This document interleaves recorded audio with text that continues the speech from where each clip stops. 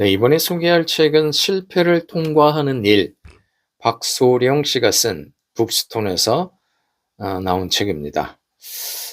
비전, 사람, 돈을 둘러싼 어느 창업자의 기록이라는 부제가 붙어서 2025년 9월에 나온 책이죠. 2015년 퍼블리라는 스타트업을 창업한 저자는 2024년 회사를 매각하고 대표이사를 사직합니다.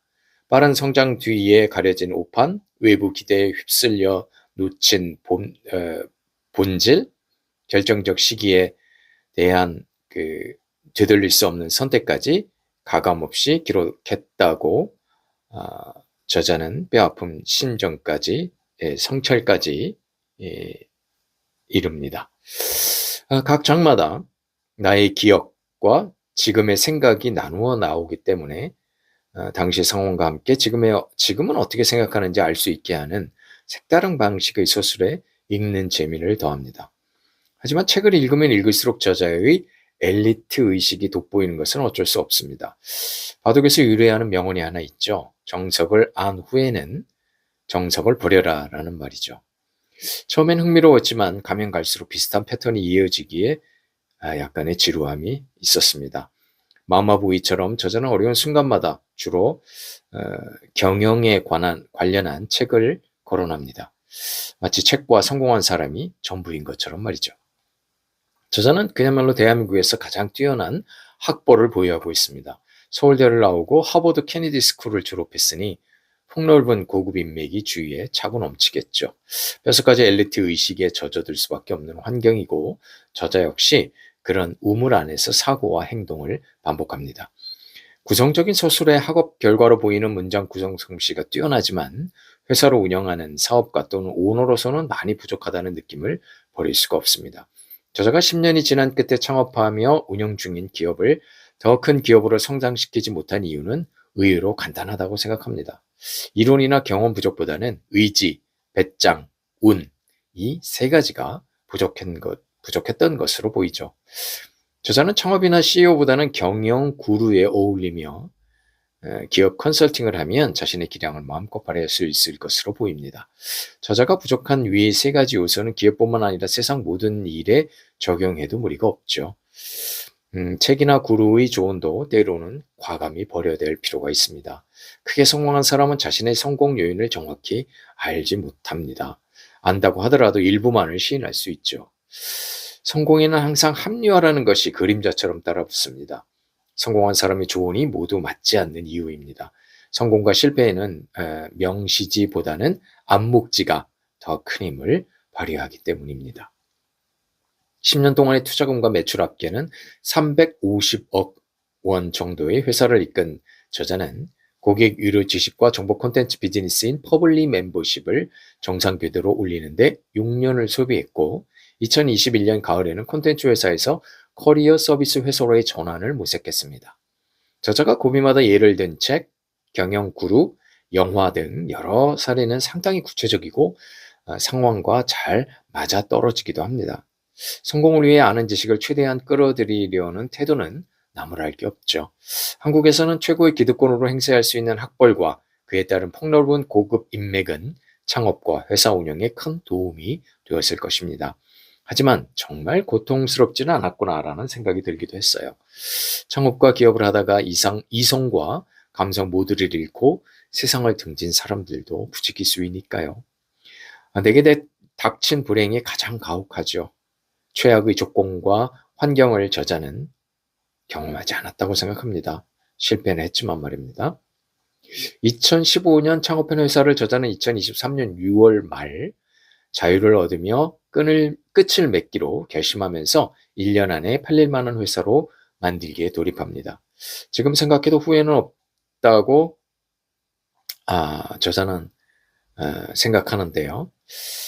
대학원 졸업 후 미디어와 콘텐츠 분야의 전략가 직업을 원했지만 뜻대로 되지 않았죠. 어릴 때부터 미디어와 콘텐츠에 관심이 컸으며 사업하셨던 조부의 영향을 받고 2015년 3월 직관적 결정에 의한 창업을 합니다. 창업자에게 자금 부족은 가장 큰 위기죠. 투자 거절을 받는다는 건 삶 전체를 부정당하는 느낌을 주죠. 2015년 5월에 입사한 공동 창업자가 2019년 말에 퇴사하죠. 소희, 광종은 마지막까지 함께한 리더들입니다. 창업에 필요한 건 공동 창업자보다는 동업자이며 선택 과정이나 조건은 확실해야 한다고 주장합니다. 드디어 일매출 1억을 달성하면서 만족감은 최고조에 이르렀지만 이에 해이해졌다고 하네요. 과함과 균형 사이에서 어떤 방식이 내게 맞을까 고민하죠. 2021년 7월에는 거액의 투자금이 입금됩니다. 시장의 크기를 고려하여 퍼블릭 멤버십에서 커리어리로 회사의 비중을 옮기죠. 2019년 4월부터 2024년 4월까지 커리어리에 100억이 넘는 돈이 들어갑니다. 실패의 연속이었죠. 자원 배분의 실패가 뼈아팠습니다. 총 5번의 투자를 받았지만 주주와의 관계에 대한 답을 찾지 못한 채 10년을 보냈습니다. 주주와의 관계는 사업이 잘 되면 그만이었지만 그렇지 못하면 예민하고 까다로운 상황이 이어지죠. 벤처 캐피탈의 투자는 항상 압박을 동반합니다. 2024년 8월 말 드디어 퇴사 서류를 제출하면서 저자의 임무는 끝이 납니다. 메일로 통보하고 미팅하면서 다양한 주주들의 의견을 들었고요. M&A는 보통 5년의 타임라인이 필요하지만 저자는 반년 만에 시도를 하면서 무리임을 느꼈습니다. 수많은 거대 경영 구루와 그들의 책들의 내용을 인용하던 저자는 다행히 무라카미 하루키의 도시와 그 불확실한 벽 등 2권의 책의 일부 내용을 소개합니다. 그나마 다행이지만 저자는 세계 최고 경영 구루의 책들은 멀리하고 소설을 더 많이 읽어야 하지 않았나라고 저는 생각합니다. 사업은 인간 본성과 같은 방향으로 움직인다고 저자 스스로도 자인했기 때문입니다. 그렇다면 비문학보다는 문학을 훨씬 많이 읽어야 하지 않았을까요? 퍼블릭 멤버십은 유닉에, 커리어리는 시소에 매각합니다. 주주 보상액과 직원 이직 등까지 깔끔한 정리에 마지막까지 힘을 쓴 저자입니다. 천시만고 끝에 8월 23일 퇴사 서류를 작성하고 날인까지 마칩니다. 마지막 8개월이 가장 격렬한 배움의 시간이었다고 하네요. 헛되게 쓴 수억 원을 기억하며 사업에는 근검 절약이 무엇보다 필요했음을 다시 한번 깨닫습니다. 2023년 6월의 결심을 1년 2개월이 지나 현실로 마무리했죠. 파란만장한 10년의 시간이 지나갔습니다. 학교에서 배운 것보다 훨씬 많은 것을 배웠을 저자입니다. 에필로그에서 고통을 동반한 교훈이야말로 의미가 있다는 말을 합니다. 오로지 성공만을 위해 달린 시간이었죠. 이론과 현실의 괴리를 뼈저리게 느꼈을 겁니다.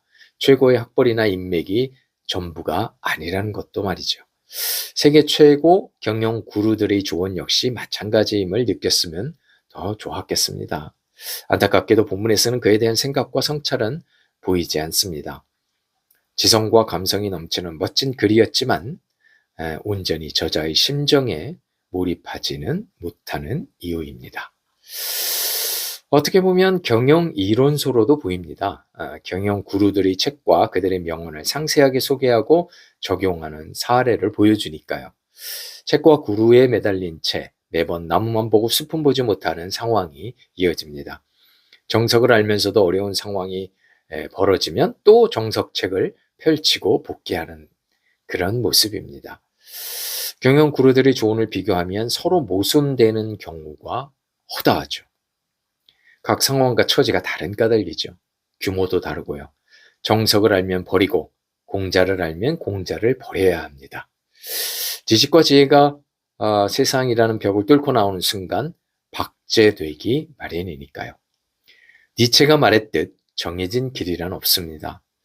각자의 새로운 길이 있을 뿐이고 새로운 길을 만들어가는 방법밖에 없습니다. 경영서를 마치 소설처럼 긴박하게 전개되는 소설로 재미있게 읽긴 했지만 아쉬움이 많이 드는 책이었습니다. 하지만 저자의 다음 행보가 또 궁금해지기도 합니다. 이상 박소령이 쓴 실패를 통과하는 일의 책 요약이었습니다.